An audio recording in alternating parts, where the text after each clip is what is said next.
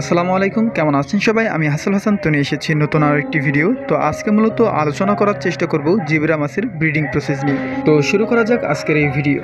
Zebra মাছের ব্রিডিংয়ের জন্য আমি এখানে ব্যবহার করেছি একটি গামলা, এবং এই গামলার ভেতরে আমি আজকে জেব্রা মাছ ব্রিড করাবো।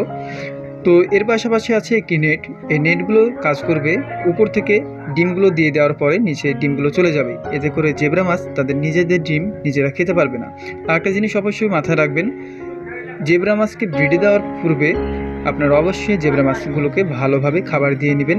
জেব্রা মাছ ব্রিড করানোর জন্য অবশ্যই নতুন পানি ব্যবহার করার চেষ্টা করবেন, তবে 2 থেকে 3 দিনের পুরাতন পানিটা ব্যবহার করলে ভালো হয়।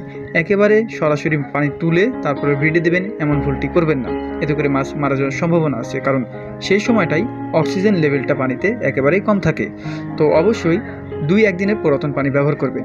তো মাছগুলো অবশ্যই এমনভাবে আপনি রাখবেন যে যাতে করে আপনার অনেক বেশি গভীরতা না হয়ে যায়, আবার অনেক উপরের দিকেও না থাকে, এতে করে মাছ মারা যাওয়ার সম্ভাবনা আছে। অর্থাৎ উপরের দিকে থাকলে মাছ পানিতে না থেকে যদি উপরে থাকে নেটের উপরে, সেই ক্ষেত্রে মাছ মারা যাবে।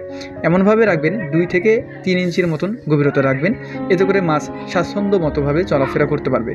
কিছু আপনি প্ল্যান্ট দিয়ে রাখতে পারেন, যদি আপনার কাছে প্ল্যান্ট না থাকে আপনি অন্য কিছু ব্যবহার করতে পারেন। আর একটা প্রশ্ন থেকে থাকে যে ব্রিডে আসলে কতক্ষণ রাখবেন, এবং ব্রিডে রাখাকালীন কি হচ্ছে খাবার দেওয়া যাবে কি যাবে না। তো ব্রিডে কতক্ষণ রাখবেন যদি বলা চলে, সেই ক্ষেত্রে আপনার 2-1 দিনে রাখতে পারেন অথবা 3 দিনেও রাখতে পারেন। সেক্ষেত্রে একটু সময় নিয়ে ওরা ডিম দেওয়ার সম্ভাবনাটা থাকে যে 2-3 দিন সময় নিতে পারে, কোনোটা 1 দিনের মধ্যেই হয়ে যায়, ঠিক আছে। আর একটা বিষয় হলো যে বর্ষাকালে এরা ভালো পরিমাণে ডিম দেয়। যদি আপনার ব্রিডে দেওয়ার পরে দেখছেন যে বৃষ্টি হচ্ছে, বর্ষার যে একটা পানির আবহাওয়া, পানিটা পড়ছে, সেই সময়টা দেখবেন যে খুব দ্রুতই ওরা ডিম দিয়ে দিয়েছে। তো আর একটা জিনিস মাথায় রাখবেন যে এদেরকে ব্রিডে দেওয়ার পরেও খাবার দেওয়া মানে বন্ধ করবেন না। এদেরকে ব্রিডে দেওয়ার পরেও খাবার দেবেন, কারণ এরা যদি দুর্বল হয়ে যায় সেই ক্ষেত্রে কিন্তু আপনার ডিম দিবে না। আর ব্রিডে দেওয়ার পূর্বে এদেরকে ভালোভাবে খাবার দিয়ে নেবেন, এবং পুষ্টিকর খাবারগুলো লাইফ ফুডগুলো ব্যবহার করতে পারেন। ডাফনিয়া থেকে শুরু করে টিউবফ্লেক্স, হ্যাঁ, এইগুলো আপনি ব্যবহার করতে পারেন। তো এর পাশাপাশি হচ্ছে আপনার মাছের শুধু খাবার দিলে হবে না, এমন পরিমাণে খাবার দিচ্ছেন যে নিচে পড়ে এটা হচ্ছে অ্যামোনিয়া সৃষ্টি করছে, এমনভাবে দেওয়া যাবে না।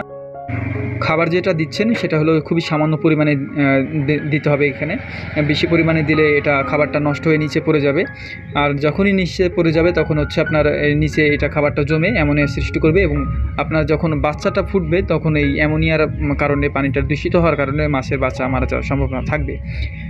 এদের বাচ্চাদেরকে কী ধরনের খাবারটা ব্যবহার করবেন, এদেরকে কেমনভাবে রাখবেন, এটার জন্য আলাদা ইনশাল্লাহ খুব দ্রুত এই ভিডিও চলে আসবে। তো বিদায় নিচ্ছি আজকের মতন। আসসালামু আলাইকুম।